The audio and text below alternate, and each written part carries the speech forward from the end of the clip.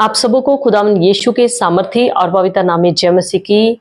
आए हम आज के वचन की ओर बढ़े। आज के वचन का हमारा टॉपिक है चुप रहना, फायदा या नुकसान। जी हाँ, चुप रहना। चुप रहने का मतलब ये नहीं कि कोई व्यक्ति हमें आवाज लगा रहा है, हम चुप हैं। कोई व्यक्ति हमें बुला रहा है, हमसे बातचीत करना चाहता है, फिर भी हम चुप हैं। चुप रहने का मतलब कि जहां पर आपको लगता है कि मेरे चुप रहने से कई प्रकार के झगड़े, कई प्रकार की बुरी बातें खत्म हो सकती हैं, वहां पर आपको चुप रहना चाहिए। आजकल संसार में 99% झगड़ों की वजह ज्यादा बोलने से है। सास अगर बहू के सामने और बहू सास के सामने बोलती है तो वहां पर झगड़े उत्पन्न होते हैं। पति अगर पत्नी के सामने, पत्नी अगर पति के सामने बोलती है तो वहां पर झगड़े उत्पन्न होते हैं। अगर एम्प्लॉय बॉस के सामने और बॉस एम्प्लॉय के सामने ज्यादा बोलता है तो झगड़े उत्पन्न होते हैं। खुदावंद के प्रिय लोगों, दुष्ट शैतान यही चाहता है कि मसीह लोगों के घरों में झगड़े जो है बने रहे। मसीह लोगों के झगड़े जो है कभी भी समाप्त ना हो। दुष्ट शैतान ऐसा चाहता है, इसलिए मैं मसीह लोगों के घरों में झगड़ों की वजह ज्यादा बोलने से जो है शुरू करवाता है। खुदावंद के प्रिय लोगों, अगर एक पक्ष शांत हो जाए तो झगड़े खत्म हो सकते हैं। अगर एक पक्ष शांत हो जाए तो कई प्रकार के मसले हल हो सकते हैं। खुदावंद के प्रिय लोगों, झगड़े हर घर में होते हैं। झगड़े जो हैं हर घर में होने की वजह 99% ज्यादा बोलने से होते हैं।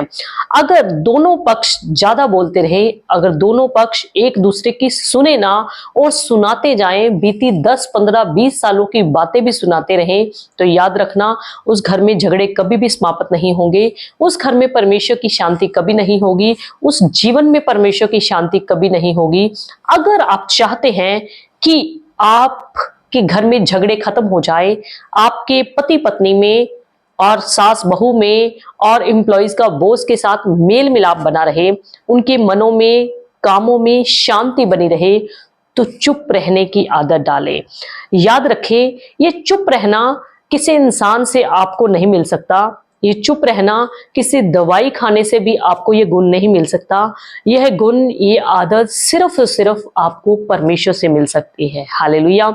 ये ताकत, ये सामर्थ आपको परमेश्वर से मिल सकती है, क्योंकि वचन हमें बताता है कि जो मुझे सामर्थ देता है उसमें मैं सब कुछ कर सकता हूं। हालेलुया। याद रखें, चुप रहना आपकी कमजोरी नहीं है, चुप रहना आपकी ताकत है। चुप रहने से आप दूसरे व्यक्ति को, दूसरे जन को, या अपने पति को, या अपनी पत्नी को, या अपने बॉस को, या अपनी सास को, या अपनी बहू को चुप रहने से आदर देते हैं। हालेलुया। आप चुप रहना ये ना समझे कि मेरी कमजोरी है। चुप रहने से आप ये समझे कि ये मुझे परमेश्वर की ओर से मिला गया स्पेशल गिफ्ट है। हालेलुया।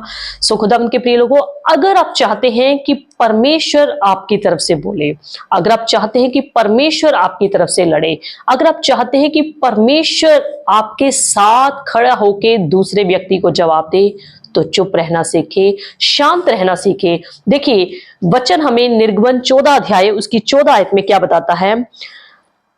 यहोवा आप ही तुम्हारे लिए लड़ेगा, इसलिए तुम चुपचाप रहो। कब लड़ेगा? जब आप चुप रहोगे। अगर आप खुद ही जवाब दोगे, अगर आप खुद ही अपनी लड़ाई लड़ोगे, अगर आप खुद ही एक दूसरे को नीचा दिखाना शुरू करोगे, तो याद रखिए परमेश्वर आपकी तरफ से कभी नहीं लड़ेगा।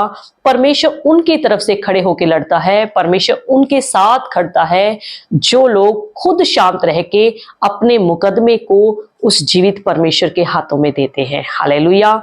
यूसुफ के बारे में आप जानते हैं, यूसुफ के भाई बेशक उसके साथ कैसा भी व्यवहार करते थे, कैसी भी नफरत करते थे, कैसी भी खार रखते थे, पर यूसुफ उनके सामने चुपचाप रहता था। अगर यूसुफ चुपचाप रहता था, परमेश्वर ने एक दिन उसकी चुप्पी को देखते हुए परमेश्वर ने उसको प्रधानमंत्री की सीट पे पहुंचा दिया। और वही उसके भाई जो उससे नफरत करते थे, जो उसको मारते कूटते थे, जो उससे कई प्रकार का दुर्व्यवहार करते थे, वही उससे अनाज लेने के लिए आए। हालेलुया। सो खुदावंद के प्रिय लोगों, अगर आप चाहते हैं कि आप अपना मुकदमा खुद लड़े, तो आप बोलना सीखें, आप ज्यादा लड़ना सीखें, आप ज्यादा आवाज में दूसरों के साथ बातचीत करें, आप ज्यादा अपनी लड़ाई को अपने हाथों में लें। खुदावंद के प्रिय लोगों, अगर आप चाहते हैं कि परमेश्वर आपकी ओर से लड़े, तो आप शांत रहिए। याद रखिए, जो लड़ाई आप खुद लड़ सकते हैं, वैसी लड़ाई परमेश्वर हमारा नहीं लड़ता। परमेश्वर अगर हमारी तरफ से लड़ेगा तो वे अवश्य जीतेगा, वे अवश्य आपको जताएगा, अवश्य जो है आपकी तरफ से वो खड़ा होकर अगले जन को, दूसरे पक्ष को जवाब देगा। हालेलुया। सो खुदावंद के प्रिय लोगों, हमेशा चुप रहना, शांत रहना सीखे, क्योंकि बाइबल कहती है कि जहां पर बहुत बातें होती हैं वहां पर अपराध होता है। अगर आप कई प्रकार के अपराधों से बचना चाहते हैं, कई प्रकार के लड़ाई झगड़ों से बचना चाहते हैं, कई प्रकार की टेंशन से बचना चाहते हैं, कई प्रकार के पाप से बचना चाहते हैं, तो शांत रहना सीखें।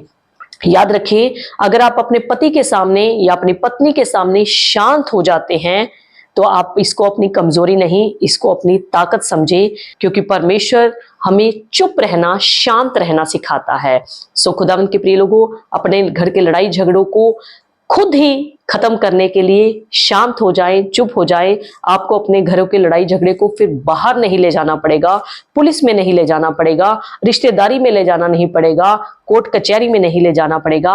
अगर आप खुद शांत हो जाएंगे, अगर आप खुद चुप हो जाएंगे। सो इसलिए चुप रहने के हमेशा फायदे होते हैं, नुकसान नहीं होते। हालेलुया। और चुप रहना हमारी सफलता की चाबी है। अगर आप सफलता चाहते हैं, अगर आप अपने जीवन में तरक्की चाहते हैं, आप अपने भविष्य में ऊंचाइयों पर जाना चाहते हैं, तो चुप रहना सीखें, शांत रहना सीखें, और इससे अपने घर के बड़े बड़े मसलों का समाधान करना सीखें। खुदावंद इस छोटे से वचन के जरिए आपको बहुत आशीष और बरकत दे। खुदावंद यीशु के नाम में आप सबों को प्रेम भरी जय मसीह की आमीन।